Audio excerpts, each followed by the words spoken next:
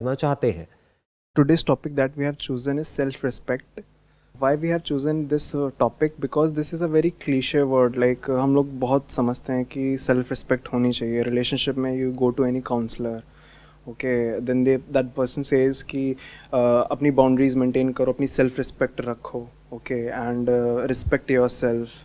ये हम लोग ने इतना ज़्यादा सुन लिया है, but we don't know what is it exactly. I mean हम लोग अलग अलग हर जगह फिलर्स में ये वर्ड यूज़ कर देते हैं, ठीक है, बट इसके डिफरेंट एस्पेक्ट्स में डिफरेंट मीनिंग होती है. So we are not able to come to a common conclusion कि what is self respect actually.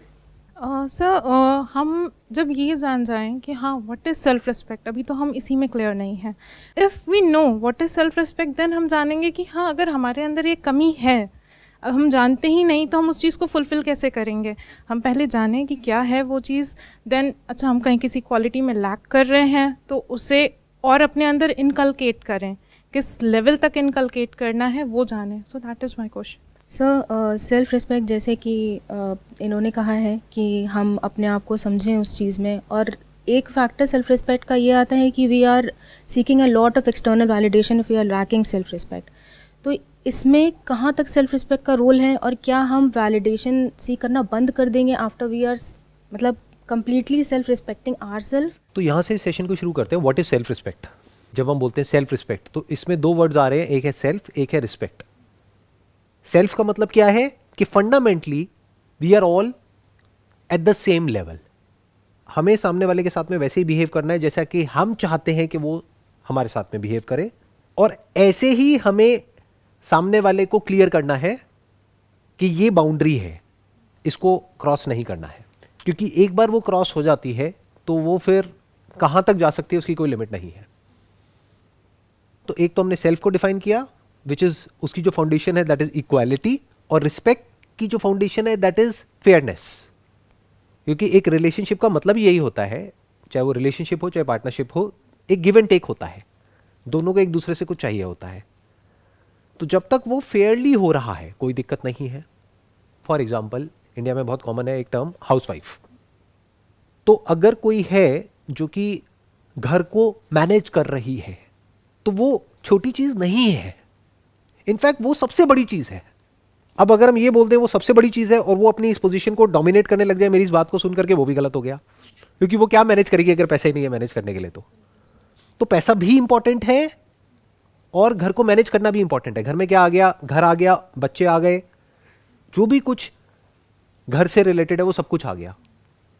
तो अगर दोनों इस बात को समझते हैं कि हम दोनों मिल करके लाइफ में आगे बढ़ रहे हैं and we are equal partners, तो फंडामेंटली जो ये प्रॉब्लम है सेल्फ रिस्पेक्ट की, ये कभी नहीं आएगी. इनफैक्ट अगर किसी को पनिश भी करना है तो उसका भी एक तरीका है. वो तरीका क्या है कि अगर आप खुद उस पोजीशन में हो तो आप क्या चाहते हो कि आपको कैसे ट्रीट किया जाए. हमने भी तो बहुत गलतियां करी है, किसने नहीं करी. तो जब हम गलती करते हैं हम क्या एक्सपेक्ट करते हैं कि सामने वाला हमको समझे, बट हम नहीं समझते हैं. हम जबरदस्ती उसको फोर्स करते हैं बार बार अपोलोजाइज करने के लिए, बार बार उसको रियलाइज कराते हैं. तो हम क्या कर रहे हैं, उसकी सेल्फ रिस्पेक्ट को हर्ट कर रहे हैं. उसने गलती करी, उसकी एक पनिशमेंट है, उसको प्रॉपर्ली डिफाइन करो. क्या है वो punishment? Breakup, divorce, make sense. But इसका मतलब ये नहीं है कि आपको राइट मिल गया कि पूरी जिंदगी बैठ करके आप उसको उल्टा बोलते रहो, उसकी रिस्पेक्ट को हर्ट करते रहो. फॉर एग्जाम्पल ये हमारे घरों में बहुत कॉमन है, जो माँ बाप होते हैं वो कुछ भी बोलते हैं बच्चों को, किसी भी हद तक बोलते हैं. वो अपना राइट समझते हैं, वो इसको प्यार का नाम दे देते हैं. ये प्यार नहीं है कि तुम तो किसी काम के नहीं हो, तुम किसी लायक नहीं हो. ये तो बहुत ही कॉमन डायलॉग है घर में. नकारा है, ये है, वो है, वट एवर इट इज. तो वो जो बच्चा है धीरे धीरे क्या होगा, उसकी सेल्फ रिस्पेक्ट पूरी तरह से खत्म हो जाएगी और वो चाहेगा भी तो कुछ नहीं कर पाएगा अपनी लाइफ में. ये जो टॉपिक है ना, इससे रिलेटेड एक बहुत इंटरेस्टिंग कुछ हुआ था कुछ दिन पहले, वो मेरे दिमाग में घूम रहा है. I was sitting in a restaurant और वहाँ पर पास वाली टेबल पर कुछ लोग बैठे हुए थे, वो आपस में बात कर रहे थे. उसमें से एक था वो शादी का एजेंट था जो शादियाँ कराते हैं, और बाकी लड़के वाले, लड़की वाले, वॉटेवर, वो सब और लोग कुछ 5-7-10 लोग बैठे थे. तो वहाँ बिल्कुल स्ट्रेट फॉरवर्ड बेशर्मों की तरह खुल करके बात हो रही थी कि 1.5 करोड़ में बात हुई थी और इतना कैश में था, इतना ऐसे था, इतना वैसे था, क्यों किया, क्या किया. तो मैं बस बैठा हुआ सुन रहा था. I was just curious. मैंने कहा ऐसी भी दुनिया है, मतलब वो एक सौदा कर रहे हैं. जैसे होते नहीं है कि एजेंट होते हैं प्रॉपर्टी का सौदा करते हैं, बट सौदा किसका करा रहे हो? प्रॉपर्टी का करा रहे हो, समझ आता है, लड़के का सौदा। और ऐसे एक दो लड़के नहीं है इंडिया में, शादी हो रही होती है, बाहर गाड़ी खड़ी होती है और वो अपने दोस्तों को दिखा रहा होता है, ये देखो मेरे को ये गाड़ी मिली है। अरे शर्म नहीं आ रही तेरे को? पैसे क्यों ले रहा है? अगर तू और वो लड़की बराबर है तो क्यों ये एक्सपेक्ट कर रहा है कि मुझे पैसा मिले? क्यों अपना सौदा होने दे रहा है? क्यों अपने आप को बेच रहा है? ऐसे लोगों को बेशरम बोलते हैं, इनके अंदर सेल्फ रिस्पेक्ट जीरो है। और ऐसे कुछ लोग नहीं है, बहुत लोग हैं जो पैसे के लिए बिक जाते हैं, अपनी सेल्फ रिस्पेक्ट को बेच देते हैं पैसे के लिए। तो इसमें आप गलती उसकी नहीं कह सकते कि जो उसको खरीद रहा है, गलती उसकी है जो बिक रहा है।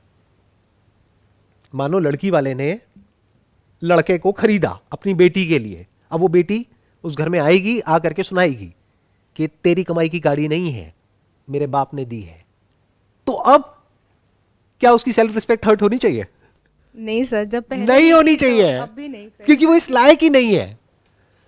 आप समझ गए? उसने बेची है ना, सौदा किया है ना अपनी सेल्फ रिस्पेक्ट का। अब किस बात की सेल्फ रिस्पेक्ट? आप समझिए कितना कॉम्प्लिकेटेड है। सेल्फ रिस्पेक्ट वाला इशू देखने में बड़ा सिंपल और स्ट्रेट फॉरवर्ड लगता है, इतना स्ट्रेट फॉरवर्ड है नहीं है। अगर एक लड़के में सेल्फ रिस्पेक्ट है तो उसको पहले ही बोल देना है अपने घर वालों को कि मैं बिकाऊ नहीं हूं, मैं कोई ऑब्जेक्ट नहीं हूं जिसको ले जाकर के आप मार्केट में बेच दोगे। अगर उसमें यह करने का दम नहीं है तो वो क्या कर रहा है? अपनी सेल्फ रिस्पेक्ट को बेच रहा है हमेशा के लिए। अब अगर उसकी शादी में कोई आता है मेरे जैसा आदमी और आकर के उसके मुंह पे बोलता है, हाँ भाई कितने का बिका तू? 1.5 करोड़ में।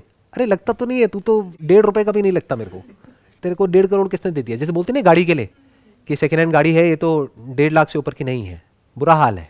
तो उसको बुरा नहीं मानना है वहां पर, और मुझे वहां जाने की भी जरूरत नहीं है, मैं बोल रहा हूं।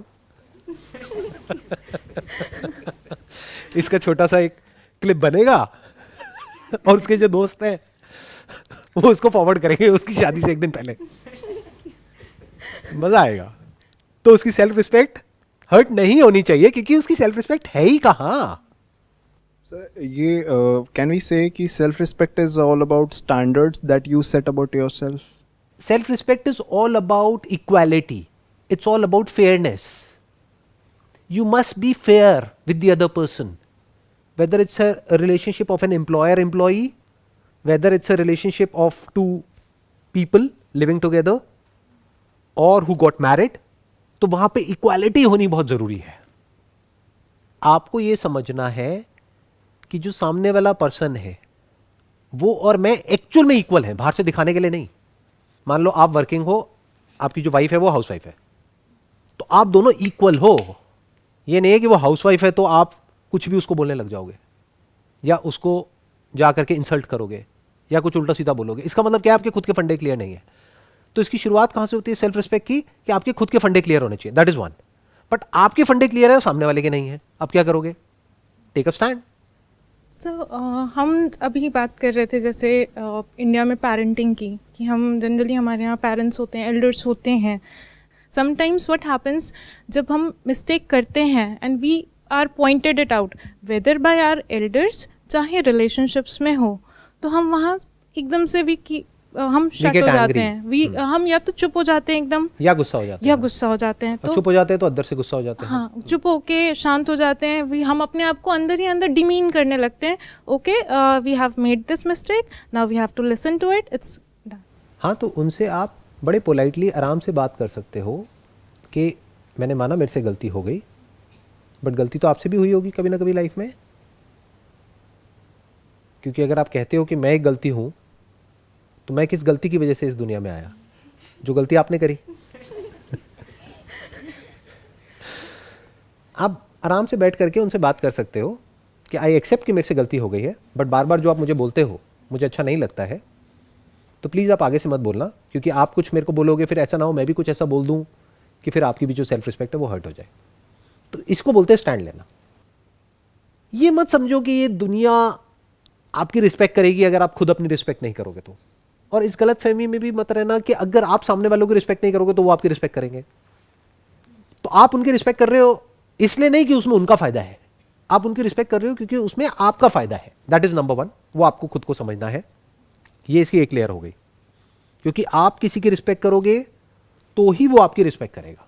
आप किसी से तमीज से बात करोगे तो ही वो आपसे तमीज से बात करेगा।